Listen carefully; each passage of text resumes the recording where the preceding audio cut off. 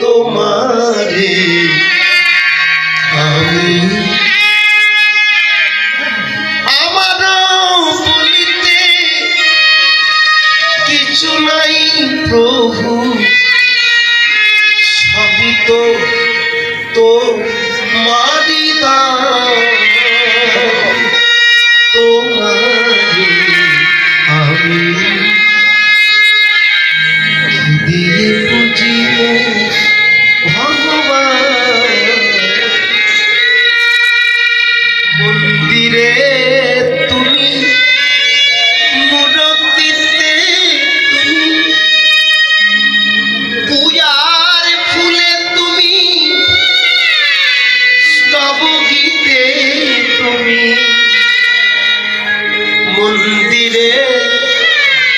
মন্দিরটা তোমার, মূর্তিতে তুমি যে ফুলটা দেবো সেটাও তোমার, পূজার ফুলে তুমি স্তব গীতে তুমি সারা সন্দেশ। তোমাকে পাবো কি করে? ভগবানকে পাওয়া যায় একটা উপায়,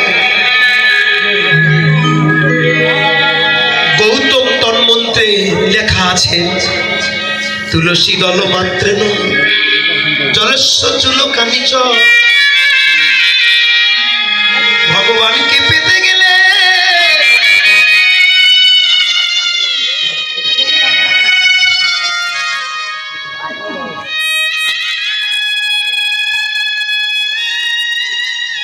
কিচ্ছু লাগবে না, শুধু একটা তুলসীর পাতা আর গঙ্গা জলে। গোবিন্দ হে, আমি তোমার চরণে নিবেদন করলাম। দেবাদিদেব মহাদেব কলিযুগে অদ্বৈত আচার্য হয়ে 46 বছর ধরে প্রত্যেক দিন তুলসী পাতা ভাসিয়েছেন গঙ্গার জলে। প্রত্যেক দিন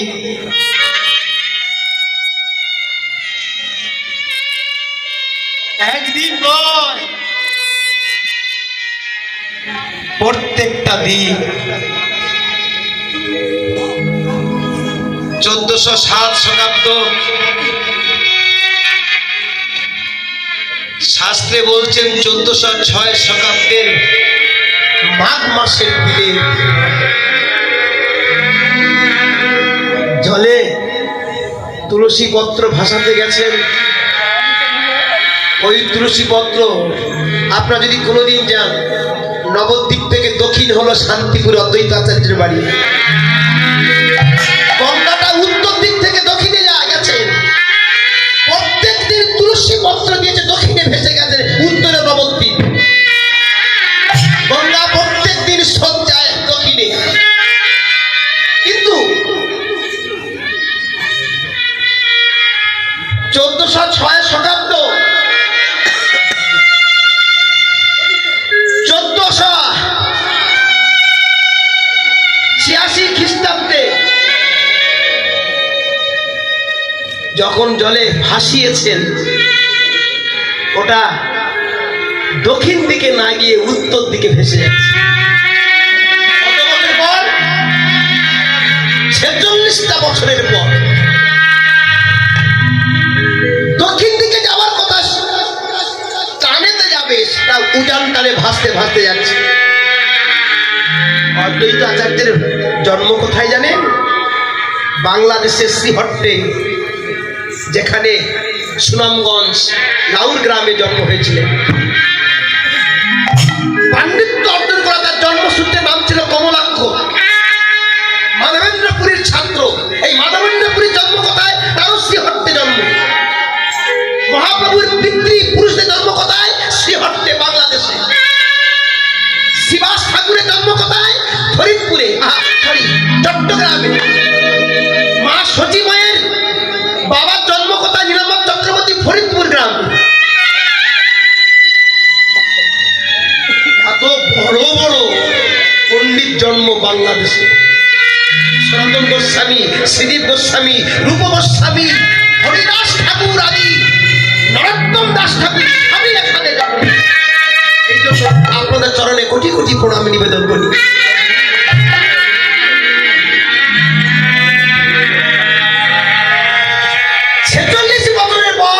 সেই তুলসী পাতা ভাসতে ভাসতে সচিমা নবদ্বীপের, হ্যাঁ তখনকার দিনে ভোরের বেলা স্নান করছেন জলে, আর এই তুলসী পত্র ভাসতে ভাসতে এসে মা সচিমা তার নাভিতে মিলন হয়ে গেল।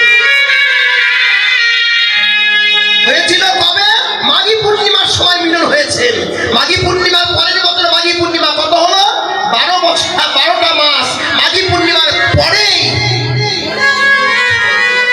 ফাল্গুনী পূর্ণিমা, 13 মাস ছিলেন মার গর্ভে। মহাপ্রভু 13 মাস ছিল। সাধারণ মানুষ, সাধারণ আমরা থাকতেও 9 মাস 10 মাস, আর মহাপ্রভু ছিলেন 13টা মাস। সে আবির্ভাব হলো, সেই রূপে জগৎ মেতে গেল। হ্যাঁ, চারিদিকে হরি হরি হরি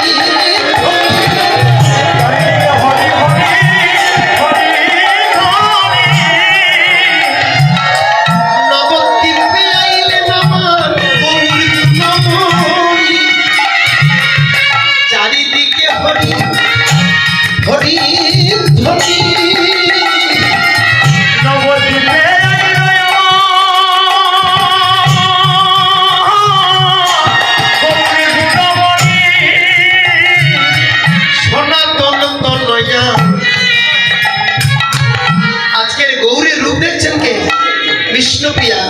আহা, সনাতন তনয়া কৃষ্ণপ্রিয়া বেরিয়া বসান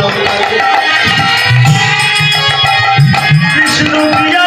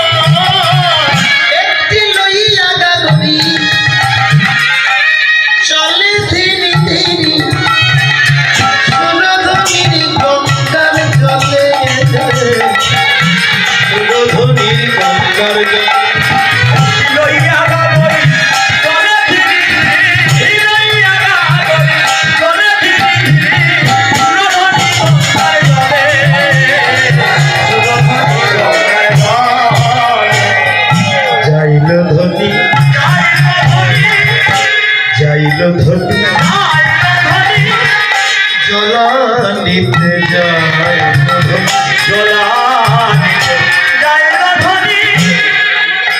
তার কাছে আছে কলসি খানি, জলানিতে যায় আর কাছে আছে কলসি খানি, জলে যায় বনে আজ চলে ধনী